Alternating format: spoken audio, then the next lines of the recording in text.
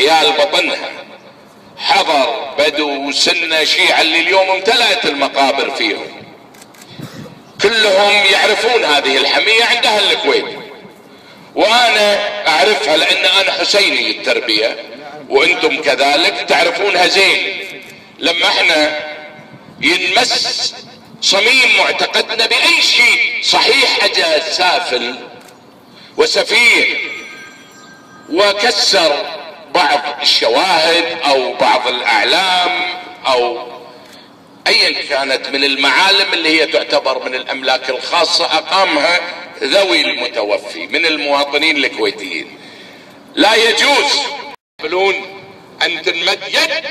على راية وعلم مرفوع على قبر من قبور اهلهم الشيعة، ولا ان تمس معتقداتهم، ولا ان نجيب احد سيرة حسينيات ممتد وجودها 350 سنة، والمساجد اللي قاعدة تبنى بحرمة اهل الكويت الشيعة، بينما 1600 مسجد تنبنى من اموال الدولة.